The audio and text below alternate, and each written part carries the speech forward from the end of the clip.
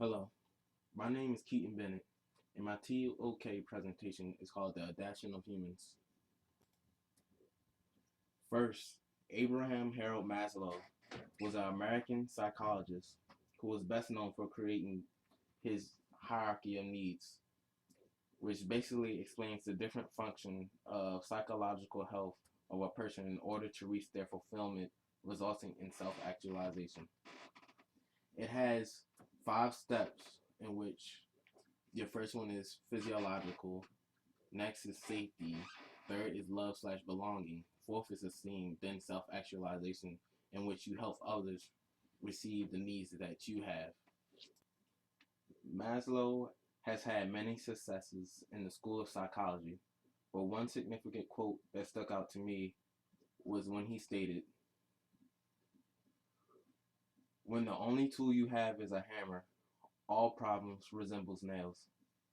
There are many ways to interpret this quote, but in my opinion, I believe this quote has to do with overcoming different scenarios with the tools given to you through adaptation over problems and being able to cope through them to gain a beneficial outcome. Being able to cope with problems relate to ideas of adaptation, but the obstacles and circumstances involved causes your emotions, logic, and reasoning to come into effect, which can ultimately result in whether you are able to overcome your situations or if you will let your situations overcome you. Maslow's quote enabled me to pursue the knowledge question of, when life circumstances change, what ways do we as humans adapt or cope with certain problems, needs, or wants in our society or environment? First, you must take into account the idea of suffering and how long a person is able to suffer without changing their situation in life. Webster's dictionary describes suffering as pain that is caused by injury, illness, loss, physical, mental, or emotional pain. I think understanding how long you are able to suffer is important in determining how strong you are mentally. And it is important to understand your mental strength because it shows how developed you are as a person. This is one reason why Maslow stated his quote. It was to show how everything is focused on your mental state of mind and how you perceive things in your life as positive or negative. Now, sense perception is very instrumental in everyday life and pertains to suffering to show how you perceive the good and the bad. Sense perception is defined as any of the faculties of sight, smell, hearing, taste, and touch by which the body perceives an external stimulus, a feeling that something is the case, awareness or appreciation of or a sensitivity to, a sense of direction, a sane and practical attitude to situations, reason or purpose, good judgment. There's no sense in standing in the rain. A meaning of a word or expression, or the way in which a word or expression can be interpreted. Origin Latin sensus, faculty of feeling, thought, meaning, from sentire, feel. Now, sense perception is very instrumental in everyday life and pertains to suffering to show how you perceive the good and the bad. How you put up with your sense can result in whether or not you are able to conquer your problems. Swami Sivanatma, a Hindu spiritual teacher, believed that terrible is the fight put up by the senses. Fight bravely. Conquer them you must. Here, Swami explains that your senses can lead to your downfall, and how you deal with your senses affects how you perceive different problems in life. This is the reason why Maslow believes that all your problems will resemble nails, based on the fact that he fixed his sense to look at the positive aspects of everyday problems, which shows that you can always conquer the problems in your life. It just depends on whether you see a glass half empty or if you see it half full. Second, the way we cope with different situations has to do with our emotions and how a certain stimuli makes someone feel. Emotions can affect every decision you make, as emotions determines your reason, logic, and sense perception. Emotion can be defined as a strong feeling, such as joy or anger, instinctive feeling as distinguished from reasoning or knowledge. The way you look at things, whether it is negative or positive, has everything to do with your emotions and how you feel about a certain stimuli.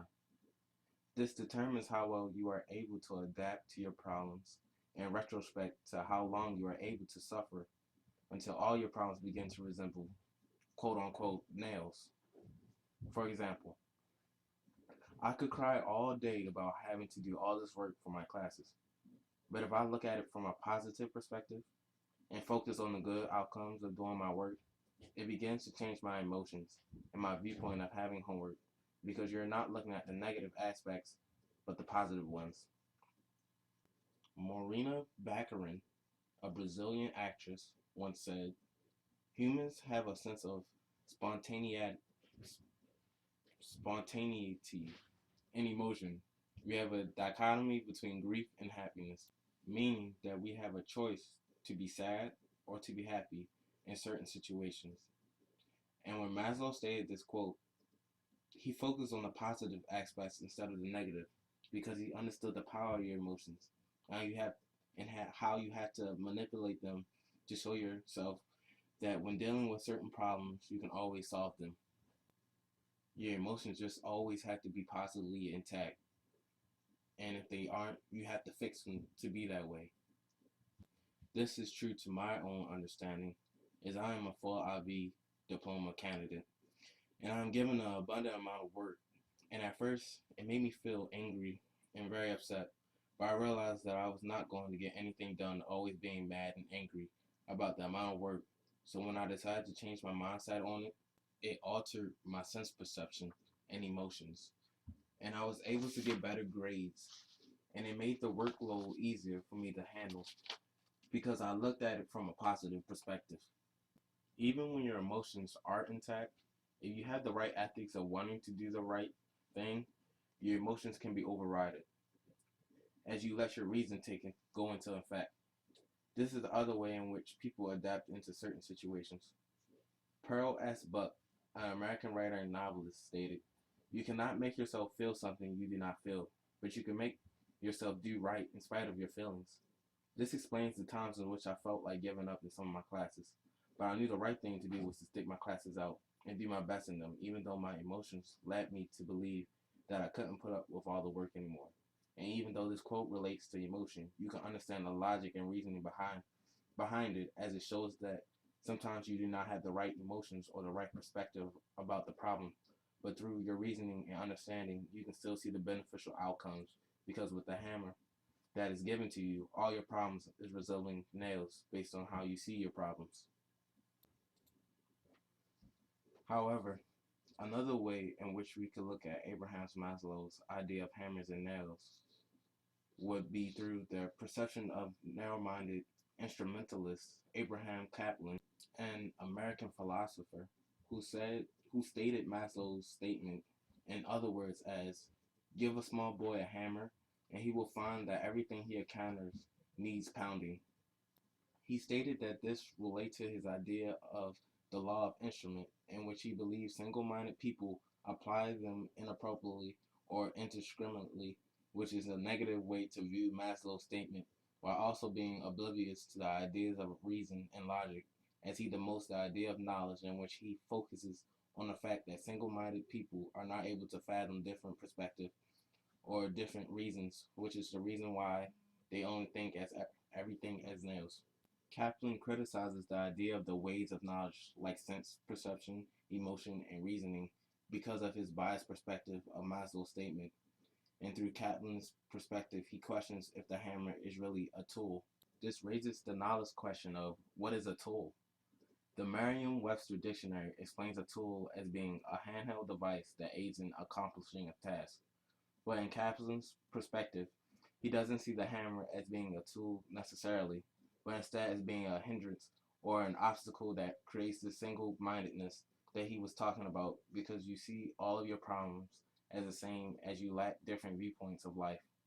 In Kaplan's case, this is no longer adapting to your problems, but rather reminiscing in them, voiding the idea of adaptation and not being able to conquer the problems that you face in life.